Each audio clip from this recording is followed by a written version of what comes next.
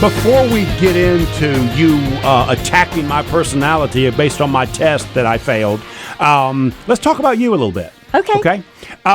What is Vibrant Coaching? What is that you do so well? Because obviously you impress people enough that 4 or 5 of them told me you got to get Nicole on. You surround yourself with some solid people, I got to say. So what I do is organization development. So whenever you have a business, you know that, there's a product, there's services, but then there's these humans that have to carry out the service and the selling of the product. The testy employees that you just got to have. Yeah, absolutely. And so, my thing is like, if we could all understand each other and we could understand that this is about leadership of self, leadership of the organization, and then, of course, our opportunity to lead in the community, like Statesville leadership, right. That we can really do a much better job if we have a little self-control. So your focus is on the personnel side. Is it also with the owners themselves? Absolutely. So what I do is I take them through a coaching methodology that I call SHINE. So the first thing that I do with everybody is we do what's called self-assessment. So our personality is a big part of that, right? Like turning the mirror inward, how am I wired, that kind of thing, and how do I show up? In fact, the most powerful question any leader can ask themselves, anybody can ask themselves, is what is it like to experience me? I think I told you when I woke up this morning, I looked in the mirror and I looked over at my lovely wife and I said, honey, you are married to the finest, best looking man in Cornelius. Nicole, in case you don't know, whenever you hear that bell, that means that they're making fun of me. You understand that? I do. Because that bell I'm glad you lost the aggravating. mustache, in the lead-in. Yeah. So it must have been after the mustache that this best-looking man Cornelius thing happened. Well, she didn't actually agree with that statement. You understand? So yeah, that's a great statement. What do people think about me? It's interesting that you say that because I tell business people all the time, listen, if you're going to negotiate, number one, you have to know what they think about you. They have to know how you're being perceived so that when you make a statement or you want to make a bold statement or seem a certain way, you have to make sure that it's being perceived in that way. And if not, if you don't know how they see you, it's almost impossible to be able to read what it is we're trying to do in a deal. Right, because I don't do business with anybody I don't trust. Right. So what is it like to experience me? And the bottom line is, can I trust this person?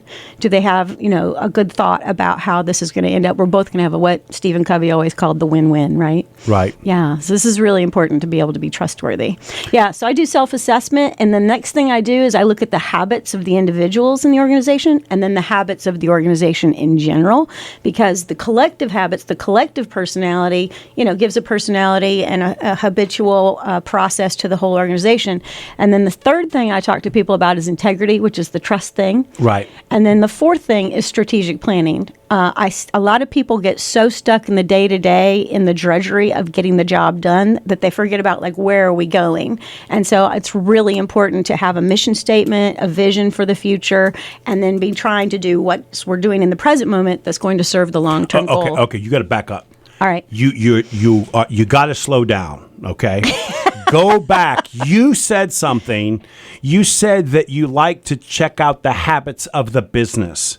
Yeah, absolutely. Explain that to me. What does that look like? What is a habit of the business?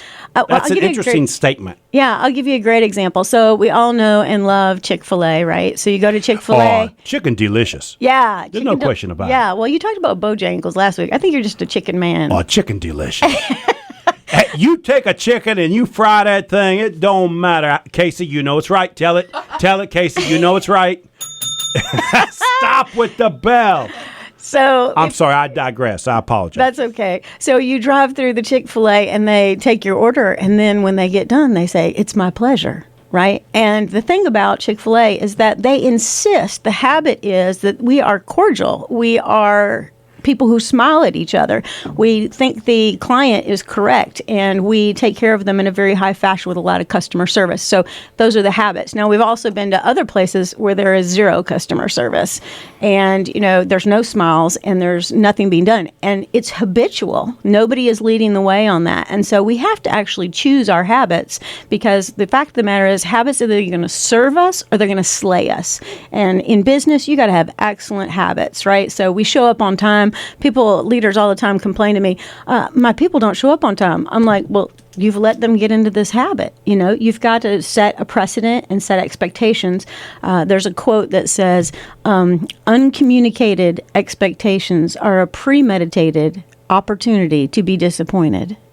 See, now you just way too deep. And I'm just going to sum it up. Let me say it again. I'm just going to sum it up real easy for you. I got a buddy of mine. We call him Speedy. We actually call him Not So Speedy. Because he will always be late. So now what you're telling me is he's doing that for a reason, to mess with me. That's what's really happening here. Absolutely. Okay, I'm going to have to consider this carefully. Yes, you need to. And you got to set up the expectation for your people. We are people who arrive on time. We're people who get our work done. That's what we do. So say that. Okay, make that statement one more time. Okay, uncommunicated expectations are a premeditated opportunity to be disappointed. It's such a great statement. In my world, that's the first thing I try and do is define the expectations. I want them to know what I think I can do for them. That's so important for me to do that. Absolutely. Yeah. I worked with a dentist one time, and he said, well, we hired this new receptionist, and every morning she comes in and she sits down her breakfast and she eats it right there at the front desk. And I said, well, did you ever tell her we don't eat breakfast at the front desk? He said, I didn't think I had to tell her. And you and I both know you have to tell everybody every detail of what experience you want to have with them. Right. And so setting up these habits and expectations in advance and reinforcing them is really the business owner's responsibility. You can't sit around hoping and wishing people would do. Right. This reminds me of years ago. I had a bunch of restaurants inside office buildings, and we did not have staff meetings very often because I'm a one-on-one kind of guy. But, every now and then we'd have one, and they would laugh because I start the staff, and this is about 130 employees. I started with the answer to the customer's question is yes. Now let's figure out how we're going to do that, right? Yes, that's right. And so I was trying to define this positive experience for the customer, and I used to do that to a point where, I would walk into a restaurant and the first thing the employees would say is yes, right? I mean, it got to be this funny joke that they would make. But it is important that the owner do that at this very core level. You have to define what the expectation is. And in mine, remember, I was 21, 22 years old at the time. All I could think of is just say yes. I didn't have a lot of detailed analysis. Just say yes, and somehow that will translate into I'm pleasing the customer. Absolutely. Well, the thing is, it's a very simple thing to remember. It's one word. It's 3 letters. We're all familiar with this word. And so it's not a complex habit you're trying to put in place. It's something very simple and something that people can internalize very quickly. And so I think it's genius, really. What? Yes, she did. Yes, she said it. Genius. Almost got a ding. Not quite. Not quite. We're going to have to try harder. We got a few minutes left in the show. We'll get it done. Oh, Nicole's going to be a spectacular co-host. Called me a genius. That's right. Casey's over here rolling her eyes. So, how did you get in the business of coaching? Because you've got to have this certain level of experience and skill set to be able to help other business people.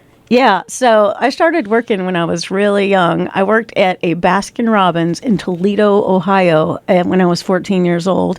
And by the time I was 15, I had keys to the store. Because I was trusted. I worked hard.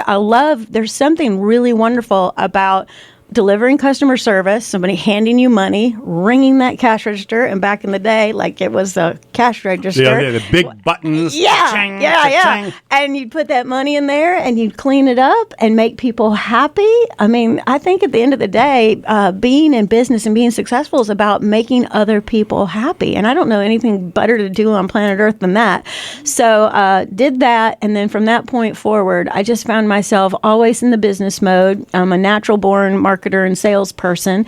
And I wound up, my longest stint was with a property management company in Charlotte called Summit Properties. And if you're from the Charlotte area originally, you used to drive through, there'd be Summit this and Summit that on every corner.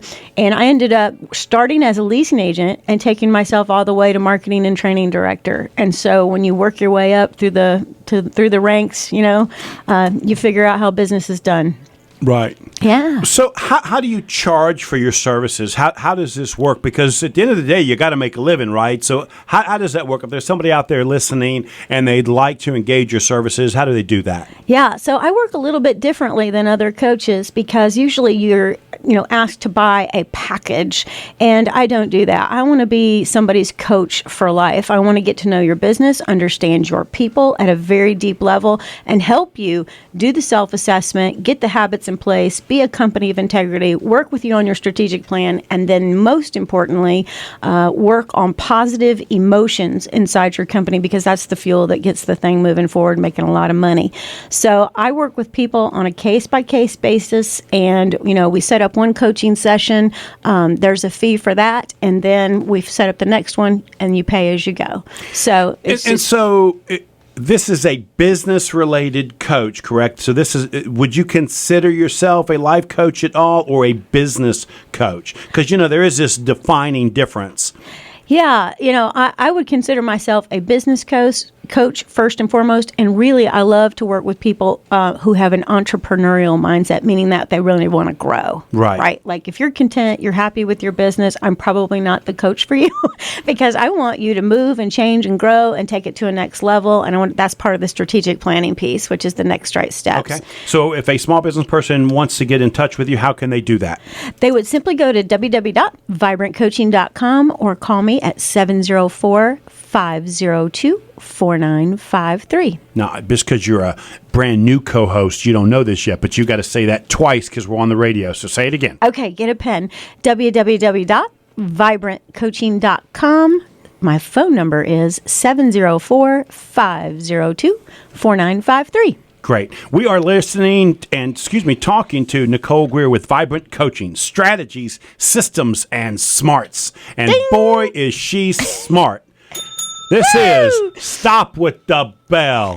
This is Local Biz Now. I am Joe Vagnone, and I am here with my co-host for the month, Nicole Greer. If it's Friday morning, your business matters.